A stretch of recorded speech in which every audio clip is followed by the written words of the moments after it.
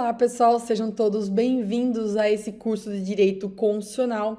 Meu nome é Viviane Pérez, eu sou professora de Direito Constitucional do Vencendo Concursos.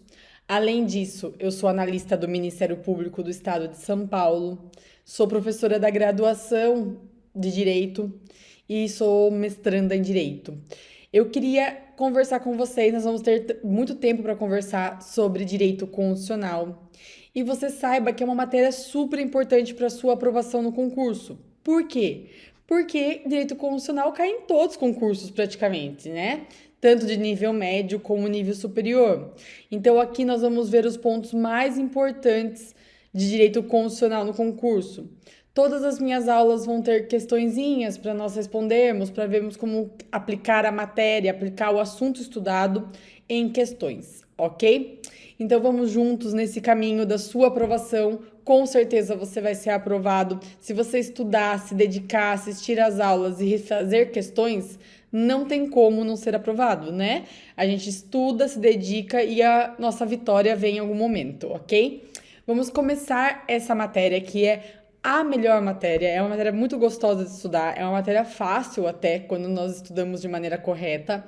Nós precisaremos da Constituição Federal, óbvio, né? Se a gente vai estudar direito constitucional, nós vamos precisar da Constituição Federal.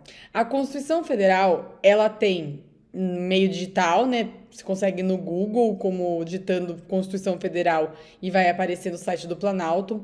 Tem ela fisicamente, de várias maneiras que você pode adquirir. E aqui você pode acompanhar também pelas minhas aulas. Eu vou sempre colocar os artigos, você consegue acompanhar, ok, pessoal? Vamos começar hoje com um tema que sempre cai nos concursos. É um tema super importante para o seu concurso. Olha lá, vejam como nós vamos começar. Nós vamos começar com os princípios fundamentais, pessoal. Os princípios fundamentais, eles estão previstos no artigo 1º a 4º da Constituição. Eles estão no artigo 1º a 4º da Constituição. Os temas que sempre caem no concurso público é soberania, cidadania, dignidade da pessoa humana, os valores sociais do trabalho e da livre iniciativa e o pluralismo político, que é o 1º artigo da Constituição. Vamos dar uma olhadinha nele para começarmos a trabalhar? Deixa eu abrir aqui. Olha o que fala o artigo 1º da Constituição Federal do Brasil, dos princípios fundamentais. Ele fala que a República Federativa do Brasil, formada pela união indissolúvel dos estados e municípios e do Distrito Federal, constitui-se em Estado democrático de direito e tem como fundamentos. Aí a gente para aí e pensa. Esse artigo 1º ele é muito rico, porque ele já te dá várias informações, várias respostas para você acertar questões em concurso. A primeira delas é os entes federativos. O artigo 1º ele fala que o Brasil, quem é o Brasil? O Brasil é a República Federativa do Brasil. A República Federativa do Brasil, ela é formada pela, olha lá, a união que é indissolúvel dos estados, municípios e Distrito Federal. Esses são nossos entes federativos, ou seja, são as pessoas jurídicas de âmbito nacional que formam o Brasil. Então, eu tenho a União, que é o que nós costumamos chamar de federal, né? Mas é a União. Os estados, cada um seu, mas o ente federativo que a gente fala é estado. Porém, claro que nós sabemos que existem vários estados no Brasil, mas aqui a gente está falando do ente estado, do Distrito Federal e dos municípios. Então, olha lá, você já tem que saber isso de cara. E aí, você tem que saber que o Brasil, a República Federativa do Brasil, ela tem fundamentos. Fundamentos. Quando eu penso em fundamentos, eu sempre vou pensar para a prova. Eu tenho que achar o que o examinador quer. Quando eu olho o que o examinador quer, e se ele me falar que ele quer princípios fundamentais, ou se ele falar que ele quer fundamentos da República Federativa do Brasil, isso quer dizer que ele quer o artigo 1º. E eu tenho 5 princípios fundamentais na República Federativa do Brasil. Quais são eles? Eu tenho a soberania, a cidadania, a dignidade da pessoa humana, os valores sociais do trabalho e da livre iniciativa e o pluralismo político. Eles são os nossos fundamentos. Isso, para concurso público, é muito interessante. Por quê? Aqui a gente consegue decorar de algumas formas. Nós conseguimos decorar com as iniciais de cada princípio. Então, a gente pode formar aqui o que a gente chama de quem estuda para concurso, quem estuda para concurso já ouviu falar, né? Olha lá, de soberania, de cidadania, de dignidade humana, de valores sociais do trabalho e da livre iniciativa, e de pluralismo político. Então, o que a gente forma aqui, e você vai lembrar dessa forma no concurso público, é o Soci-Diva-Plu. Você vai lembrar que o Soci-Diva-Plu é uma forma de eu decorar quais são os princípios da República Federativa do Brasil. Ah, professora, perguntou na prova quais são os princípios da República Federativa do Brasil? Eu tenho que saber que são todos eles? Vai depender sempre se a questão vai te perguntar que ela quer todos ou se ela quer um, dois, dentre outros. Aí você pode saber só um ou outro. Porém, eu preciso saber quais são. E para saber quais são, essa é a forma mais fácil, que é o Soci-Diva-Plu, ok? Mas vamos continuar vendo o que cada um representa aqui no Brasil. O primeiro deles, que é a soberania, ela é um atributo do Estado brasileiro que significa que ele não se subordina a nenhum outro, tanto na órbita internacional quanto na órbita interna. Isso é muito interessante, pessoal. Eu sempre ouço alguém me falar assim, mas por que os Estados Unidos não vem aqui e fala, Brasil, faça assim, faça assado, ou outro país? Ou por que os Estados Unidos não vai no país X, que tem apedrejamento em praça pública, que tem pena de morte, e não fala, não pode. Não existe isso, pessoal. Todo país é soberano. O que é soberania? Quer dizer que tanto na órbita interna como na órbita externa, internacional, ninguém pode mandar nele, tá? O Brasil, ele aqui dentro, quem manda na República Federativa do Brasil é o povo, então ele realmente é soberano, e lá fora ele também é soberano. A soberania é considerada um poder supremo e independente. Olha lá, supremo porque não está limitado a nenhum outro poder na ordem interna. E independente porque no plano internacional ele não vai se subordinar à vontade de outros estados.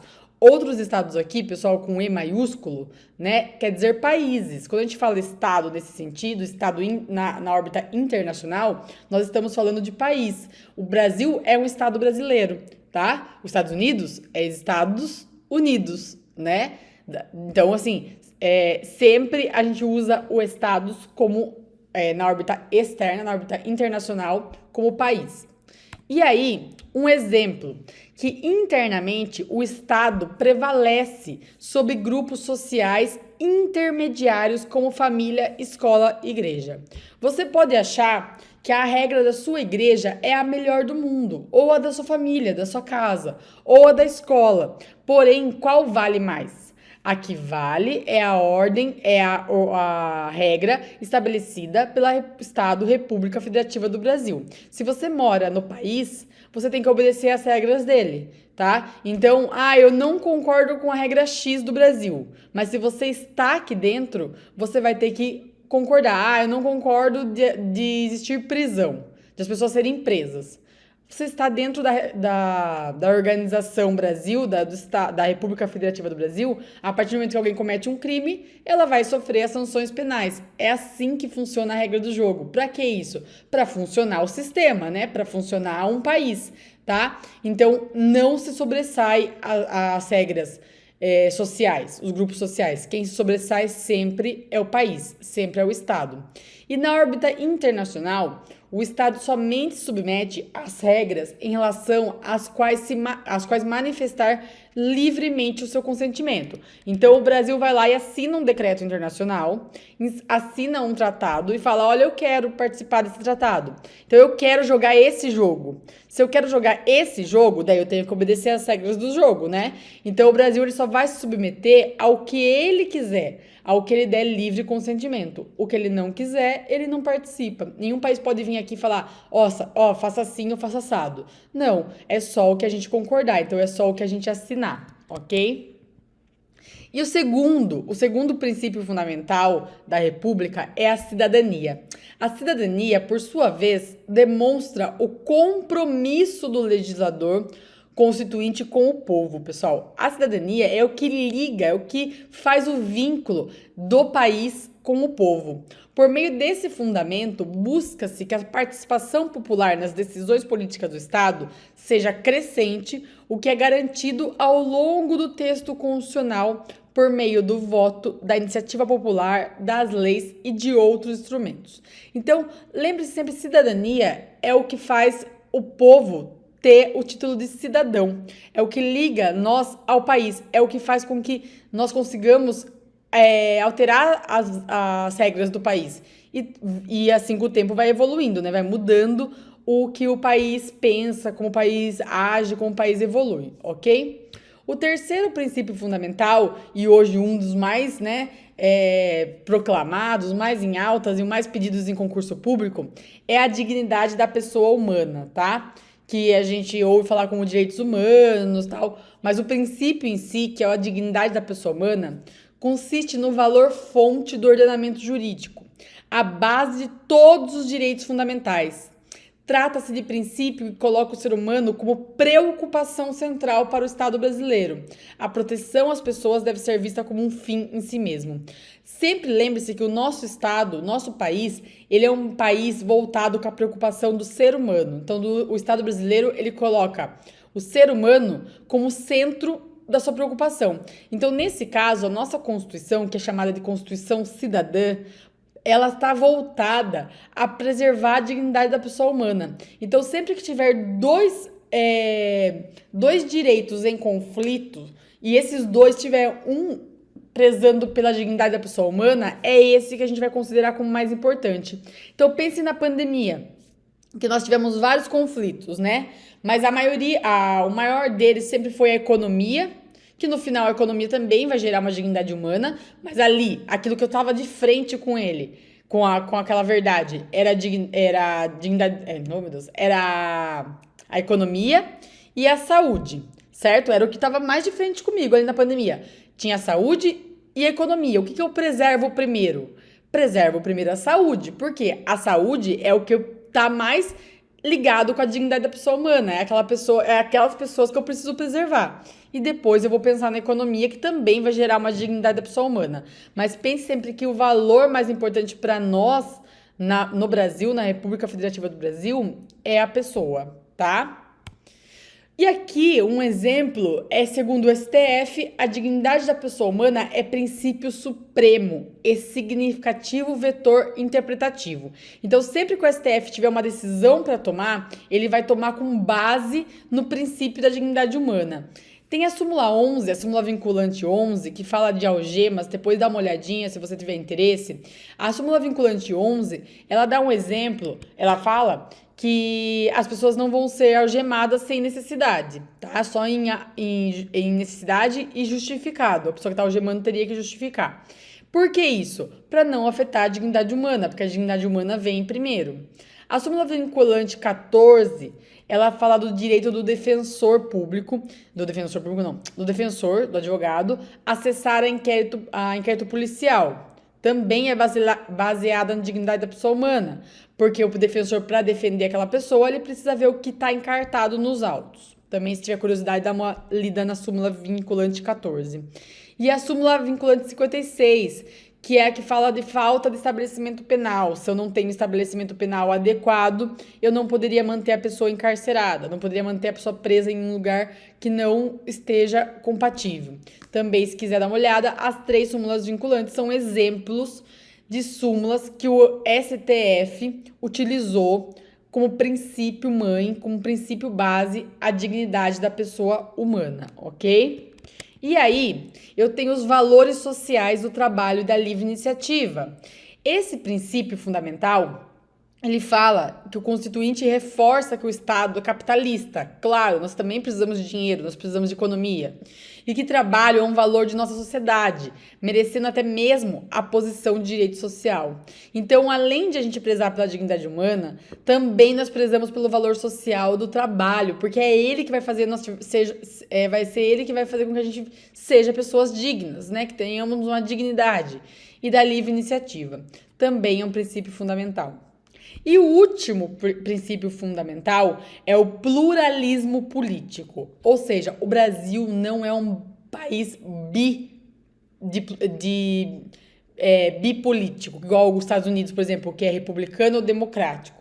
Nós não. Nós temos pluralismo político, que é o quê? Ter várias ideias. Nós temos várias filosofias políticas, várias ideias políticas e tá tudo bem. Então, é possível a garantia de existência de várias opiniões e ideias, com respeito a cada uma delas. Então, a gente pode utilizar a parte nossa política com várias ideias.